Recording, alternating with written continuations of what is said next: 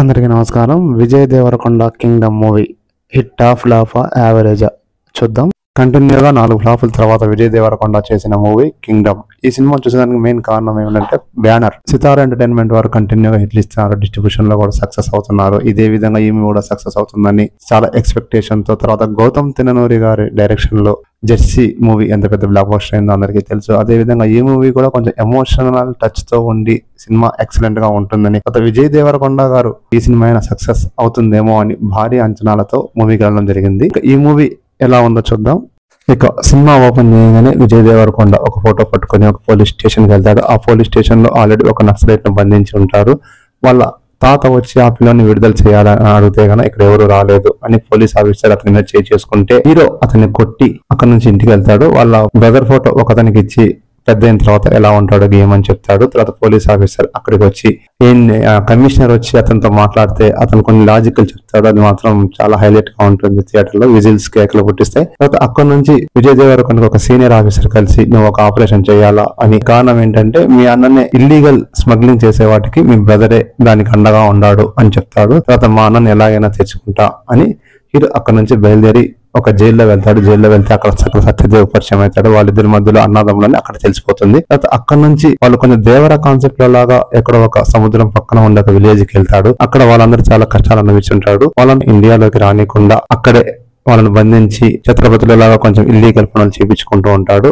ఈ సత్యదేవ్ అక్కడికి ఎలా వెళ్ళాడు ఏంటి అనేది చూపించలేదు. తర్వాత వీళ్ళని సేవ్ చేస్తూ ఉంటాడు సత్యదేవ్. వీళ్ళందరికీ కొంచెం అండగా ఉండి ప్రాబ్లమ్స్ అన్ని తీరుస్తూ ఉంటాడు. ఇలా ఉండగా హీరో విజయ్ దేవరకొండ వాళ్ళ అన్నతో పరిచయం, వాళ్ళని ఎలాగని తీసుకునే ప్రయత్నం చేసే క్రమంలో ఇన్ఫార్మర్ గా ఉంటాడు. వీళ్ళు గోల్డ్ స్మగ్లింగ్ చేయాలని ట్రై చేస్తారు. ఆ స్మగ్లింగ్ లో పోలీసు వాళ్ళకి దొరికిపోతుంది. అది విజయ్ దేవరకొండ ఇన్ఫర్మేషన్ ఇస్తాడు. ఆ గోల్డ్ దొరికిన తర్వాత హీరో విజయ్ దేవరకొండ గోల్డ్ మళ్ళీ పోలీస్ ఆఫీసుల నుంచి ఎలా తీసుకొస్తాడు అనేది కొంచెం ఇంట్రెస్టింగ్ గా క్రియేట్ చేస్తారు. ఫస్ట్ హాఫ్ అంతా కొంచెం అలా ఇద్దరి మధ్యలో ఇంటిమసీ సీన్స్, సత్యదేవికి ఇతను ఇన్ఫార్మర్ అని తెలిసే ఇంటర్వెల్ ప్లాన్ కూడా చాలా హైలైట్ గా ఉంటుంది సినిమాలో. ఇక్కడ వరకు ఫస్ట్ హాఫ్ అంతా బాగుంది. సెకండ్ హాఫ్ పీక్ లో ఇంకొక స్టేజ్ లో ఉంటుందని ఎక్స్పెక్ట్ చేశాను. కానీ సెకండ్ హాఫ్ అంతా కొంచెం రెగ్యులర్ గా అక్కడక్కడ వెళ్ళింది. విలన్ ఒకడే ఇన్ఫార్మర్ గా వచ్చాడు. వీళ్ళలో ఎంతమంది ఉన్నారో ఇన్ఫర్మేషన్ ఇస్తున్నారో పోలీసు వాళ్ళు. కానీ సత్యదేవ్ సాక్రిఫైస్ చేస్తాడు. ఆ సీన్ కూడా బాగుంటుంది. అంటే ఇన్ఫార్మర్ నేనే అని చెప్తాడు. వాళ్ళ తమ్ముడిని సేవ్ చేయాలా అని. చిన్నప్పుడు కూడా వాళ్ళ ఫాదర్ ని చంపింది విజయ్ దేవరకొండే, కానీ అక్కడ ట్విస్ట్ బాగుంటుంది. ఇది సెకండ్ హాఫ్ లో రివీల్ చేస్తారు. చంపింది సత్యదేవ్ కాదు విజయ్ దేవరకొండ అని చెప్తాడు.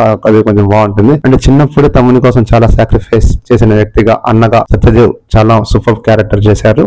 ఇక్కడ నుంచి హీరోయిన్ క్యారెక్టర్ ఏంటంటే హాస్పిటల్లో ట్రైబల్ కి వాళ్ళకి హెల్ప్ చేస్తూ ఉంటుంది. అక్కడ హీరోయిన్ అయితే చాలా వేస్ట్ గా అనిపించింది.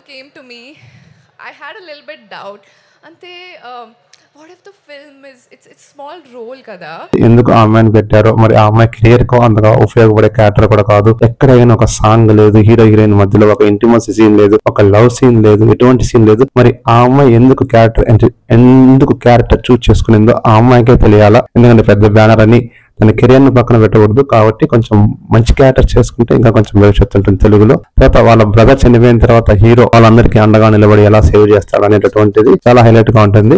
సినిమా ఓపెనింగ్ లో ఒక తెగకు సంబంధించిన వారు 1920లో కథ స్టార్ట్ అవుతుంది. 1920లో కథ స్టార్ట్ అయినప్పుడు అక్కడ ఒక శ్రీకాకుళం జిల్లాలోని ఒక జాతిని పోలీసులు అందరూ చంపాలని ట్రై చేస్తారు. అక్కడ ఒక అతను సేవ్ చేసి ఆ పిల్లలందరినీ పడవెక్కించి వేరే ఊరికి పంపిస్తారు. వాళ్ళు అక్కడ నుంచి శ్రీలంకకు వెళ్ళలేక ఇంకొకటి వెళ్ళలేక వాళ్ళు అది అయోమయ స్థితిలో ఉంటారు. ఇండియాలోకి కూడా రానిరు. అలానే శ్రీలంకలో కూడా వెళ్ళారు. ఆ ఎడ్జ్ లో ఉంటారు. వాళ్ళను ఒక గ్రూప్ సేవ్ చేస్తుంటుంది. వాళ్ళే విలన్ బ్యాచ్. వాళ్ళతో ఇల్లీగల్ పనులన్నీ చేపిస్తూ ఉంటుంది. ఈ కథ అంతా కొంచెం ఫస్ట్ హాఫ్ ఇంట్రెస్టింగ్ గానే క్రియేట్ చేసి సెకండ్ హాఫ్ మాత్రం కొంచెం ఇంట్రెస్టింగ్ గా అనిపించలేదు. సినిమా అయితే ఆశించిన స్థాయిలో, ఎక్స్పెక్ట్ చేసిన స్థాయిలో ఏం లేదు సినిమా. ఎందుకంటే అంత దేవర ఛత్రపతి లాగా కనిపిస్తూ ఉంటుంది. ఛత్రపతిలో అమ్మ కోసం తిరుగుతూ ఉంటాడు, ఇక్కడ అన్న కోసం తిరుగుతూ ఉంటాడు.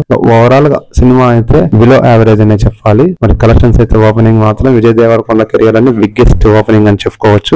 అసలు సినిమాలు హిట్లు అవుతున్నాయో, ఏవి నడుస్తున్నాయో ఏవి నడవట్లేదో నాకైతే అర్థమైతే లేదు. అది నాకు అర్థమైంది. ఈ ప్రివ్యూ మీకు నచ్చినట్లయితే థ్యాంక్స్ ఫర్ వాచింగ్. సబ్స్క్రైబ్ చేయడం మర్చిపోకండి.